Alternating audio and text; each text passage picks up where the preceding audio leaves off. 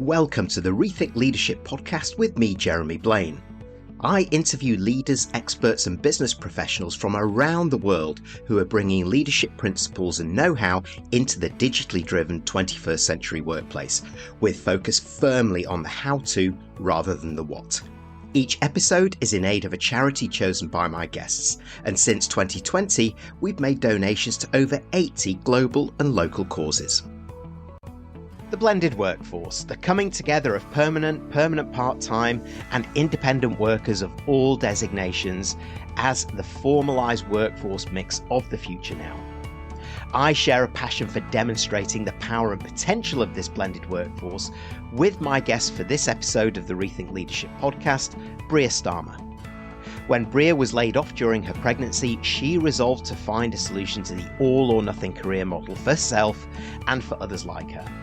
She set out to create a new set of conditions in which individuals could thrive on their own terms and alongside a community.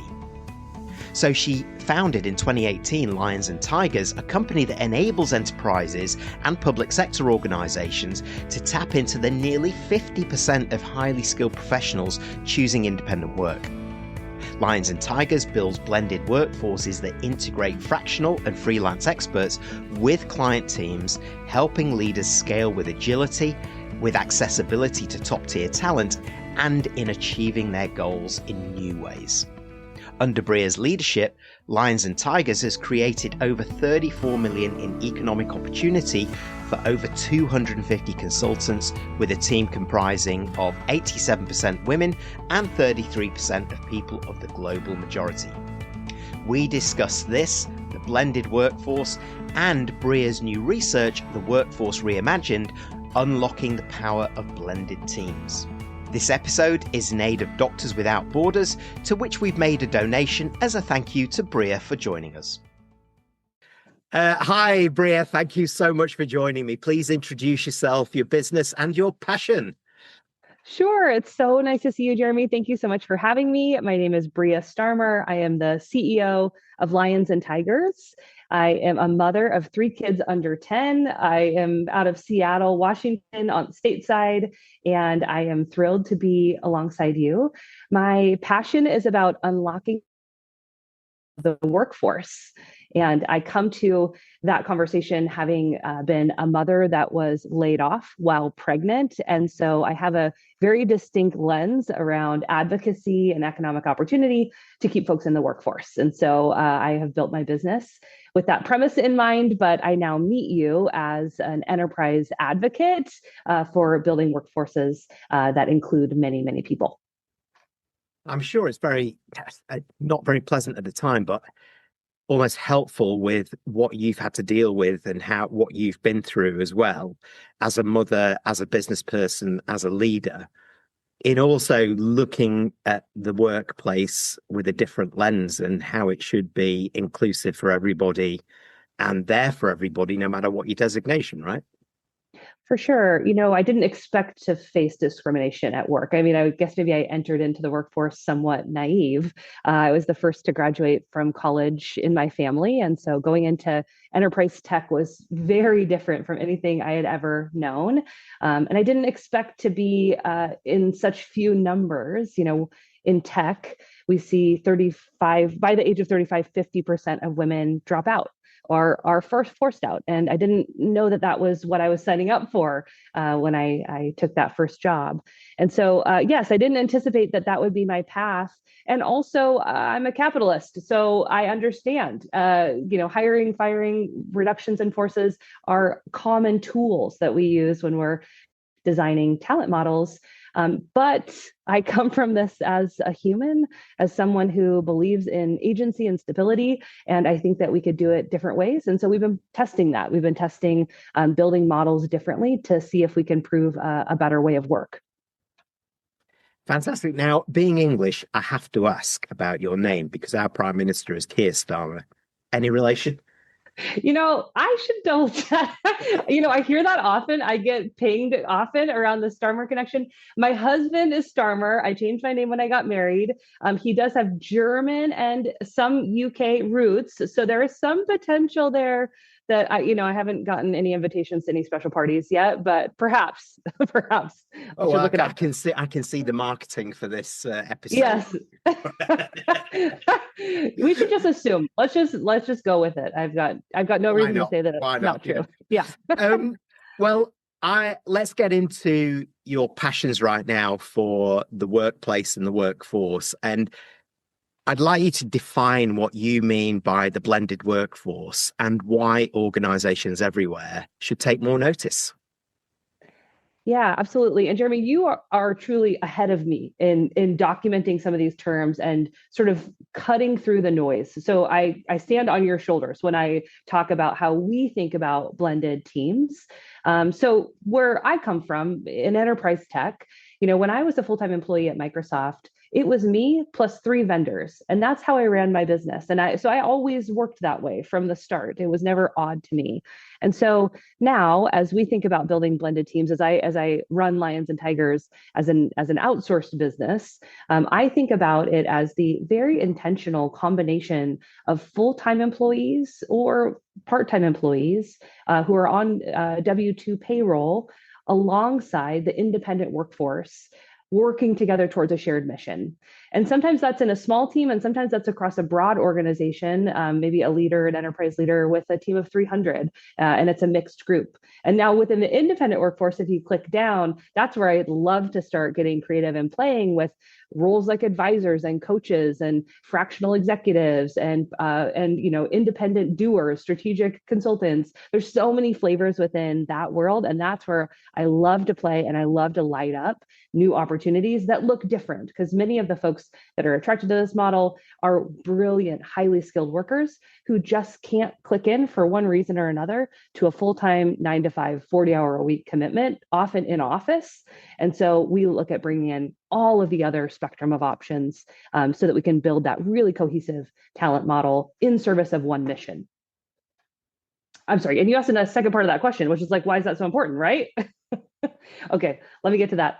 So when I think of blended teams today, and I think it's really changed probably since even you and I started, when I started freelancing 10 years ago in the States here in America, I was one of about 22% of Americans that were starting to get into freelance work as a plan A. Now, for me, it was a plan B because I got laid off. And so I turned to freelance work to pay my mortgage. But now we see nearly, at least in my country, nearly 50% of our workforce is opting into independent work as plan A. And so the pressures that we see coming down for organizational leaders who are having to move faster than they've ever had to move, they're trying to be more innovative than they've ever been with a workforce that is limited only to their full-time employees, leaves out nearly half the workforce. So it's just not really truly possible to get business done today without building a blended team strategy. Yeah, I like where you started that with that intentional combination now, going from thinking about either managed services or the contractors, as we talked about before, to actually a formal part of your valued workforce. And you're embracing a diversity of thinking, you're embracing that global knowledge base or a much wider knowledge base, at least, and so on. But it's also formalizing choice for employees as well. I can go now one way or I can go another. I have the power of choice to do things, which I think is why employees are having a little bit more power also within organizations at the moment. But maybe we'll come to that. But what I'm really interested to get to, Brea, is that you've just published a major piece of research called the Workforce Reimagined 2025, Unlocking the Power of Blended Teams. And that absolutely piqued my interest and I've been devouring it. So I would like to pass you the stage now so that you can share some of the big headlines that leaders, HR pros should really sit up and take note of. Yeah, thank you. And I also am super fascinated by this topic, and there really wasn't a lot of research done on blended teams. There's lots of research on where people are working, burnout, stress, HR pressures, productivity, but really no one had looked at the blended team model and asked, is this working? And so we tapped in a brilliant strategist and behavioral researcher. Her name is Dr. Pam Cohen from Read the Room Advisors. She's actually helped some of our clients looking at their own organizations and culture levers there. And so we brought her in to build a study for us, which we did in the summer of 2025. And so this study, we went out and we went pretty broad. So we talked to more than 500 leaders across various industries, mostly very senior leaders. It skewed a little bit more male. We had about 57% representation from male identifying respondents, and actually pretty heavy caregiver respondents. So more in the 70th percentile of folks who identify as caregivers. So an interesting pool of respondents. And we asked a number of questions about how they were using the blended workforce. How does it, sit among their other strategies? And we found some really interesting information there, Jeremy, which it sounds like you are seeing as well. I'll just talk about some of the big shifts that we saw. In the past, we've seen, to your point, sort of like bolt-on strategies or managed services as outsourced options. But what we saw in the data was pretty incredible, that not only is blended teams a strategy that we think is interesting to business leaders, but they gave back to us with no uncertain terms the critical nature of blended teams as a business strategy for them. In fact, one of the statistics that really just knocked me down, it was a stat that I called "keep your hands off my blended teams," and that was that 97% of respondents told us that losing access to a blended team would be totally disruptive to the way that they do business. And that to me was so illustrative of the role that blended teams offer within an organization. The other thing that I think was interesting is that, when I was in school, my business teacher said, you get good, cheap, or fast, pick two. And in the past, we have thought a lot about outsourced talent probably being a low cost option for businesses. But what we saw in the data was that the number one reason that people go to blended teams is access to specialized skill.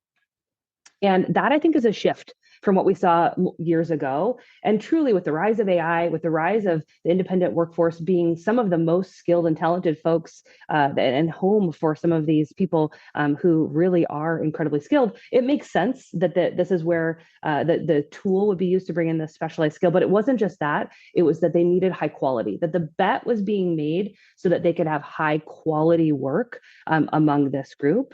And then the last thing I'll share with you that I thought was super interesting and that the researchers called the maturity effect.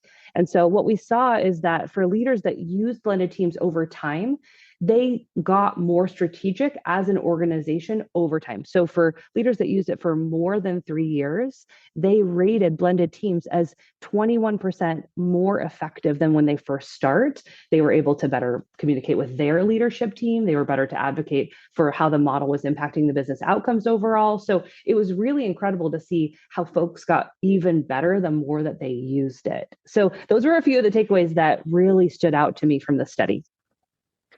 It's interesting when you've got teams like that who are highly skilled, motivated, you can empower better, you can lead at all levels, as we've talked about a lot in business over the years, but never quite got it right.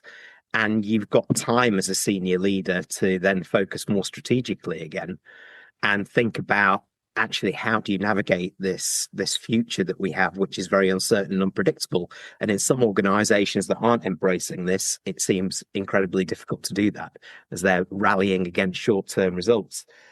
Going back to a couple of things here, I can understand that almost all of those respondents talk about once they've experienced this, it's very hard to go back because the value is there if you get it right. And it represents that shift from role-based recruitment to skills-based recruitment.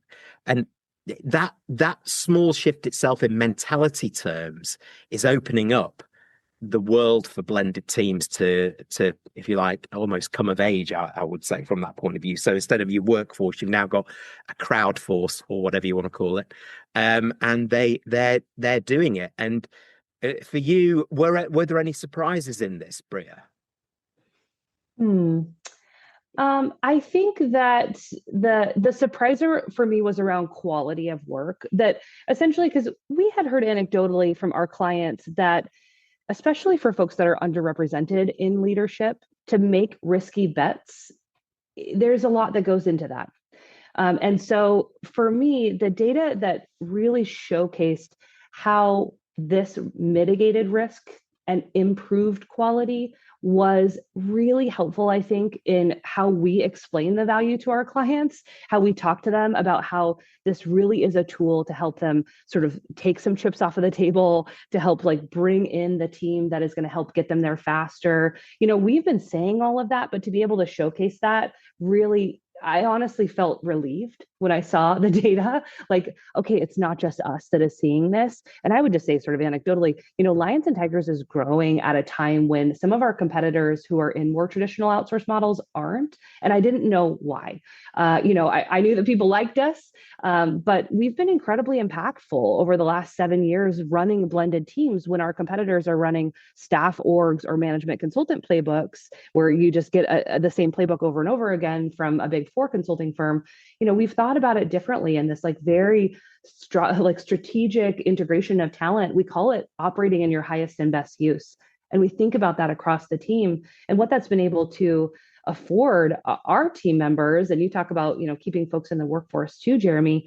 Lions and Tigers in the last 7 years, we have been able to allow and enable $34 million of economic opportunity for our workforce, more than 400 consultants. And of them, 85% of them self-identify as women. Many of them are caregivers. And we're going into organizations where 3 in 10 employees are women. And in our workforce, nearly 9 in 10 are women. And so I think we're just proving a model, and the data is helping to sell the model in at a time when there is risk around thinking about how we build inclusive, innovative teams. I think you're on mute, Jeremy. Oh, Jeremy. Yes, since COVID, I don't know how many times I've used the mute button, but I still have to get reminded sometimes. It was because I was so excited to respond to that, because it's, for me, what you're describing there is competitive advantage, and you're also talking about the beauty of a more inclusive and diverse workforce that comes with very specific skill sets, but also a motivation that you might not have also from long in the tooth permanent workers. So that train has left the station. That debate around diversity, inclusion, it's left the station no matter what's happening in the short term, I think. And you're proving it, and congratulations. I mean, what a business. So I'm going to immediately put you on the spot now, Brea. Okay. Ask for your advice. So go for it. So for organizations that are considering this, right, blended teams is the way forward, and how do I formalize that? So what are the sort of tips that you could give to optimize integration, to build high performance, high impact culture across that, where every employee, regardless of the designation, is valued, contributes, and feels a part of the workforce, which is really accelerating? Well, there's a full book here, probably, to answer that holistically. But a few things I've seen that I think are helpful. For a leader that's just starting, like, okay, I think I believe that this blended team thing is going to help me. So I'm going 0 to 1. I recommend we start small. We start building pilots. We start building a muscle. So maybe we're looking at a parental leave backfill. Here in America, we don't have paid leave or backfill programs systemically. So those are often done ad hoc. But maybe we're looking at a 3 to 4 to 6 month backfill. And so we have to really think then about what do we bring in? What is that skill that we bring in? How do we write the standard operating procedures that person can take and run with? So that's like one example. Another example might be I have an offsite coming up and I need a facilitator to help drive my leadership team forward. So we're bringing in a spot coach to run us through something that we don't have in house. Oftentimes we're brought in to do a culture study what's the tone of the group right now? HR doesn't have the in-house ability to do that sort of cultural measurement, and so they're looking at something like very specific and project based. So I would start dabbling with a number of examples to start building some and to start testing the system. You're going to start running into things like procurement. How do we actually write the contract and get the dollars out the door? We're going to run into things like security. What information do I give and where do I keep it? How do I keep it safe? Those are things. And then you're going to start running into like culturisms. So how do we make sure that they understand the mission that we're up against, or what the dent we're trying to make in the world, and how do I bring them in? I had a executive once named Eduardo, and he had a whole team of folks, a blended team way back when. He didn't call it that, didn't use that term, but it was a bunch of employees and a bunch of consultants. I was a consultant then. And I remember he brought us all around for an offsite, and he was talking to us about his sales goals ahead. So, I mean, I was fully embedded in everything that he was doing so I could understand his strategy. And at one point he said to everyone in the room, he goes, "I now know everyone that you know." And I was like, hell yeah. like he tapped me in, and I was like, let me open my Rolodex for you so that I can get you what you need. Like we can move to better together faster. And so I think it's such a core leadership value. Great leaders are great leaders for blended teams too. Having strong vision and mission, talking about your values, and then some of the paperwork stuff, that's where you really need to partner with legal and HR or a firm like ours to think about how to structure it in a way that's risk minded, but also outcome oriented. So those are just a few like basic tips, but there's probably a lot more to that discussion we could have. Well, I like the fact that you've talked about that. You have to be prepared to experiment a little bit here. See where it works, see how it works, be prepared to go down some rabbit holes and learn. It's almost part of building a learning culture again within the organization, which is no bad thing, I would say, in some that have been struggling. So once you've done that, then and maybe this is unfair to come back on that then, is that are there any other specific sort of processes or systematic changes that help this along, Brea? Yeah, I think it depends on the size of your organization and maturity of the organization. So Lions and Tigers, for example, we tend to sit in mid-market and enterprise. So these are very mature organizations. And so if we're going to do onboarding for our independent talent that we bring in, there's a very specific process for that. We are taking their onboarding documents, we're adapting them, we're doing all of that because that's part of the package, that's part of the deal with us. Now, if you're in more of a small business or startup space, you might not have a firm like Lions and Tigers involved. You might be going direct. So you're going to bring in a freelancer, in which case onboarding is really important, expectation setting is really important. And we also like to, I use this model for Lions and Tigers. I build my team as a blended team. And so, for example, I've done a PR sprint recently. And so I've worked directly with a freelance PR consultant, and we have an outcome in mind. And I have paid for the outcome. I actually don't care how many hours she works. Merry Christmas. She can work whatever she wants. But for us, we have a very clear contract that shows the outcome that we're going to do over the next 8 weeks together. And so scoping becomes really the name of the game. Like, how do we scope this in a way that's fair on both sides? And we're really clear with a yes or no at the end of it. Did that feel good? Because that's going to really perpetuate the next round for both parties. So scoping becomes just the most important thing as you onboard and start to design these kinds of projects. And truly then once you start to build a workforce around it, because it can be fractional short-term, it could be a staff aug long-term. There's many ways to do it to round out the squad that you need to get what you need done. So that leads me to an obvious next question, which is, if I get it right, then what are the benefits for my customers and my organization itself? And if I get that right, how is it impacting the way that we manage and lead the company? And probably the flip side of that is, if I get it wrong, what's the cost? Yeah, if I look at the survey data, 8 in 10 people said that the major benefit here is that they get a more innovative outcome. That to me is the most important message here. And I have the exact same experience because I build a blended team. I know that because I have fractions of these people's time, that I'm spreading my bets and I'm just getting so many more voices than I would be able to afford on a full-time payroll.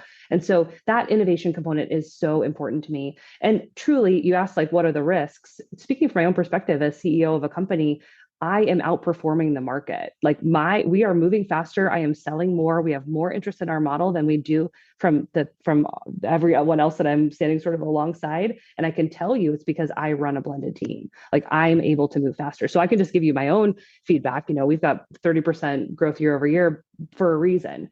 And so I would just say that's my story about why blended teams are working. But I do think the stakes are quite high for leaders today. And I have tons of empathy for organizational leaders.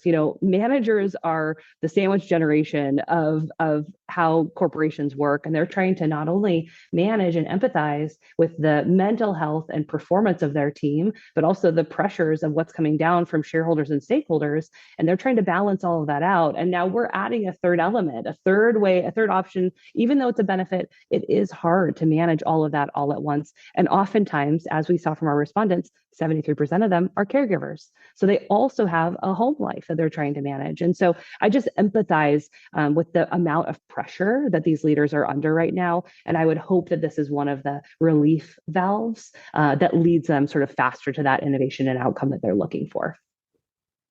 I concur with that. It's almost the cost of not doing it is far greater these days, because the risks of failure in business and at leadership level are far more than they were even just sort of 10 years ago, when you're not just behind on digital transformation, you're behind on AI integration.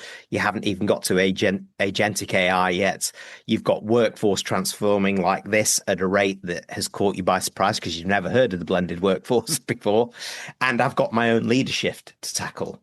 I've got to grow. So why wouldn't we curate the talent of the many from inside and outside our organization to get the right mixes of skills like we did right at the beginning? And I have to say, I was nodding furiously when you were talking there, because my business is built in exactly the same way. In fact, more so, I'm 100% distributed. So for me, when you've learned how to do that, you learn to let go and to trust. And I would say that some of the independent workers that I've worked with over the years, for more than 5 years, they've become the most loyal team members I've ever had, regardless of whether they've been permanent or not. Have you had similar experience, Brea? These folks are incredible, Jeremy. I just can't even tell you how good they are, and how I feel so fortunate even to get 10 hours a week of their time. It's unreal. I'll tell you a really quick story if that's okay. So we were working with a client in an enterprise. She had come in as a new leader of a team of 11, and she came in really big. She made this big pitch to her leadership team, wrote this whole business case, and got a bunch of funding. They said, "Great, we're going to put some gas on your initiative." And she called me in a bit of a panic, sort of worried about what she'd gone a little over her skis, and she didn't want any attrition from her 11 team members. And so we came alongside her and crafted this blended team, this very strategic group to come alongside her, but it was through multiple phases. So the first phase is we brought in a licensed psychologist. So we did a very specific deep dive on how her team was feeling before and after, so we could document it. We then brought in this change management and org design group of 4 roughly fractional consultants that designed out the org model. And then we did all the SOPs for her team, so that they could document sort of how they were working. And then we brought in, the last phase was sort of a staff aug model, where we brought in half-time project managers to support every single employee. And so then that was the team that sustained. And so for her, her outcome was, I need to grow this team actually by 3x, and I don't want to lose anybody in the process. And I'm going to do this to sort of inch my way there in a way that is more humane, and so that I can ensure that at the end of this, everyone's so excited by the result and not feeling so burdened by it. And so anyway, I share that story because I think it's a perfect example of how you can you just could never hire a licensed psychologist. You just couldn't. It's just not part of the P&L. But to be able to tap in folks like that right when you need them, I mean, that's just how I have worked too at L&T. Like, as I've built this business from scratch without having ever gone to get an MBA, like, I mean, this is on the street. You need friends, you need allies to be able to get there faster. So that's just how we've seen it play out. It's just really smart leaders tapping in at the right time. I just love the language that you're doing and shouting from the rafters around the important, not just the importance, but the benefits and the beauty and the humanity of a blended team, and these not just the pure benefits that you talked about before, but the incidental or intentional, I don't know, benefits of how people are feeling, how they work together, how we collaborate, how we feel empowered, and how we all look at what we're trying to achieve together rather than in that traditional hierarchical way that we used to. And yeah, it's really inspiring to hear you. And I'm sure those tuning in are feeling the same. So could you please let us know, where can everybody listening get hold of the report? How do they find out more about Lions and Tigers and connect with you? I would love to connect with followers and the folks that are interested in individual agency and what that looks like. So folks can find us at lionsandtigers.com. And we're very active on LinkedIn. That's a great place to connect with us. We're sharing bits about this report all the time. And I'm telling all sorts of stories about being a mother and parenting and running a business and trying to show up with two shoes that match. So the LinkedIn is a great place to follow me for that sort of storytelling. But also, if anyone is interested in applying and joining a fractional workforce, they can do that on our website, and or think about bringing us in to help them build a blended team. We love to talk with folks who want to build this model with intention and help them along that process. Fantastic. Well, count me in, Brea. No problem about that. I'm absolutely sold. Thank you so much for joining me and for being so open in your sharing around the report, your own experiences and so on. It's been a real pleasure. Thank you. Thank you. And thank you for your leadership and for inspiring us all to keep going. Thanks for tuning in to the Rethink Leadership podcast with me, Jeremy Blaine. Please like, comment and support us on your favourite platform, and subscribe to our YouTube channel where you can watch as well as listen to each episode.